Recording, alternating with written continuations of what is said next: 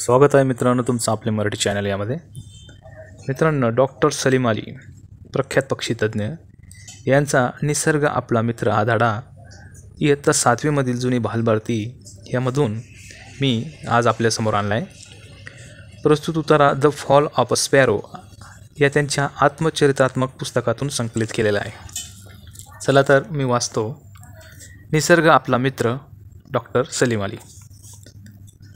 माझे बालपण गीर गावातील खेतवाडीत मोठ्या मजेत गेले. माझ्या आईवडिलांचे माझ्या लहानपणीच निधन झाल्यामुळे आम्हा भावंडांना आमच्या मामा मामींनी वाढवले.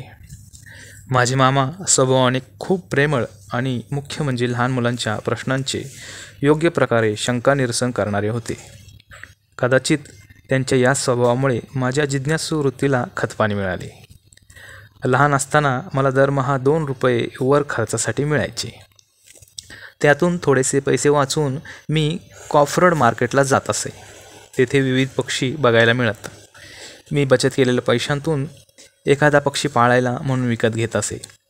8-10 वर्षाचा होतो मी तेव्हा पक्ष्यांच्या आयुष्याबद्दल मला उपजतच विलक्षण कुतूहल होते.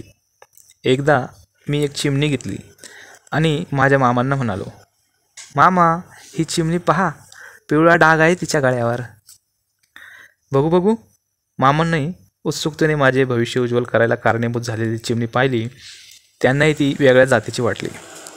कुठली चिमणी आहे ही? हा डाग कसला? काय नाव असावं बरं?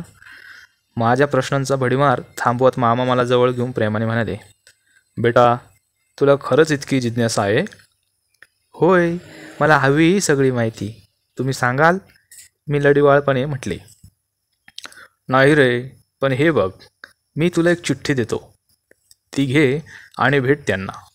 असे म्हणून मामांनी मुंबई नॅचरल हिस्ट्री सोसायटीच्या सन्माननीय सचिवांची वॉल्टर सॅम्युअल मिलार्ड यांची भेट घेण्यासाठी माझ्याजवळ एक पत्र लिहून दिले. मिलार्ड साहेबांची भेट हा माझ्यासाठी एक रोमांचकारी, सुखद आणि क्रांतिकारक अनुभव ठरला. माझ्यासारख्या 8-10 वर्षाचा कोवळा मुलगा ती पिवळ्या डागाची छोटीशी चिमणी घेऊन त्या गोऱ्या साहेबाला मोठ्या उत्सुकतेने भेटायला निघाला होता.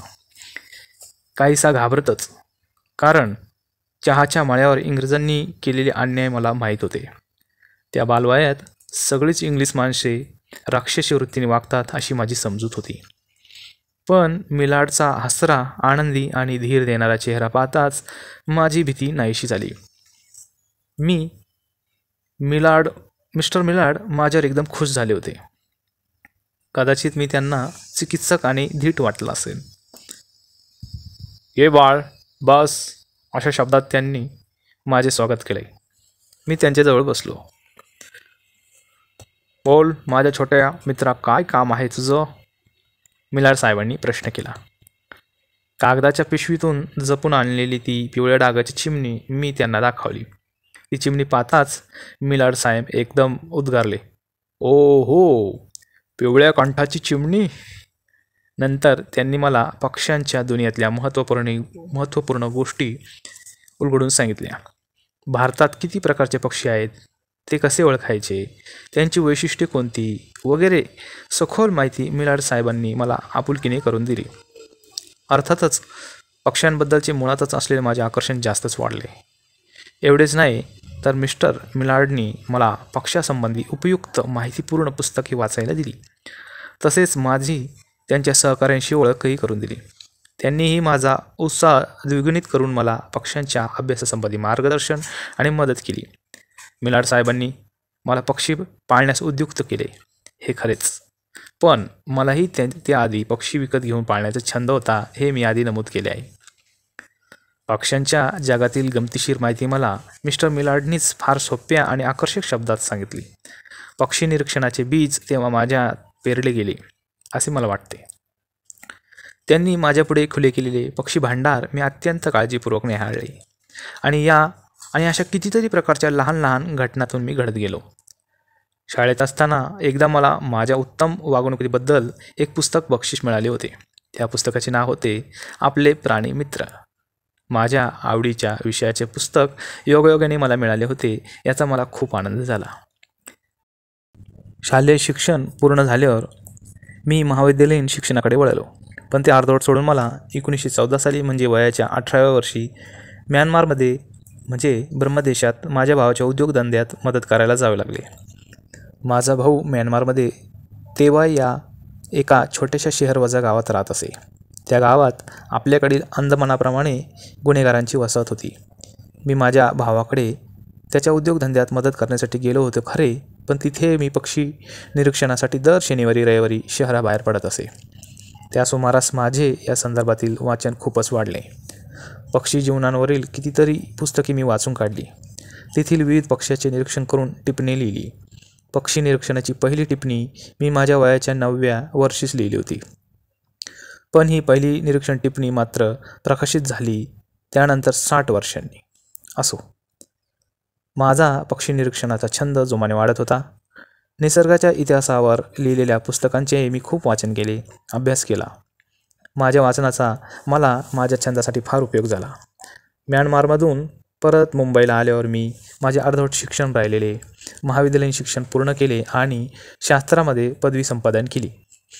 पुढे मला माझ्या मनाप्रमाणे आवडीप्रमाणे मुंबई नॅचरल हिस्ट्री सोसायटीमध्ये प्राध्यापकाची नोकरी मिळाली.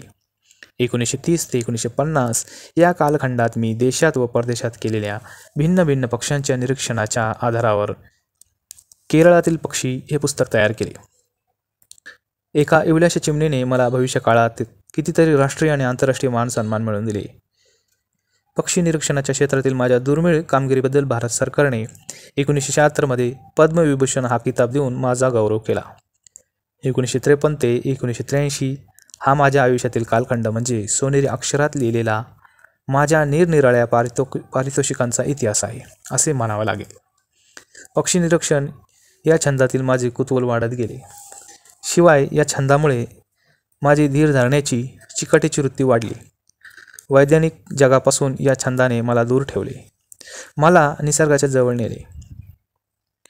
त्यामुळे माझे मन नेहमीच ताजेतवाने राहू शकले. पर्यावरणाचे संतुलन आता बिघडत चालले आहे, त्यामुळे खूप वाईट परिणाम होतील. वृक्ष, पशुपक्षी व माणूस यांचे जीवन परस्परावलंबित असल्यामुळे वेगाने होणाऱ्या वैज्ञानिक प्रगतीमुळे निसर्गातील संतुलन बिघडून मानवाचे नुकसान होण्याची मला भीती वाटते. लहानपणापासून मुलांवर निसर्गावर प्रेम करण्याचे संस्कार होणे फार आवश्यक आहे. या निसर्गावर माझे प्रेम आहे, निसर्ग माझा सच्चा दोस्त आहे असे मुलांना वाटले पाहिजे. निसर्गावरच्या प्रेमापोटी मी माझ्या वयाच्या 81व्या वर्षी पुण्याच्या राष्ट्रीय संरक्षण प्रबोधिनीतील 12 ते 16 वर्षांच्या मुलांसाठी शिबिर भरवण्याची कल्पना व्हाईस ॲडमिरल आउटींपुढे मांडली. तेव्हा ते राष्ट्रीय संरक्षण प्रबोधिनी होते. त्यांनी मला मोलाचे सहकार्य केले. पुण्यातील राष्ट्रीय संरक्षण प्रबोधिनी हे एक अभयारण्यच आहे असे म्हटले तरी हरकत नाही. ती कुमारवयीन मुले एक आठवडा तिथे जंगलात राहिली. मी त्यांना निसर्गातील गमतीजमतींवर माहिती सांगितली आणि माझे अनुभव विशद केले. किती मन लावून ऐकत होती ती मुले. मग त्या बालदोस्तांबरोबर मी त्या जंगलात खूप भटकलो. आम्ही डोंगर चढलो, पक्ष्यांची प्राण्यांची निरीक्षणे केली. मुलांना खूप मजा वाटली. मग आम्ही प्राण्यांचे मातीत उमटलेले पावलांचे ठसे निहाळले. कुणाची पावले आहेत? चित्त्याची, लांडग्याची? पहा पहा असे प्रश्न विचारून मी मुलांना विचार करायला लावले. हळूहळू झाडे, पशु, पक्षी, नदी, डोंगर, समुद्र अशा निसर्गाच्या मोहक रूपांवर मुले प्रेम करायला शिकली. मुलांच्या विचारात क्रांती झाली हे मला त्यांनी नंतर विविध ठिकाणी नेचर क्लब स्थापन केले यावरून पटले.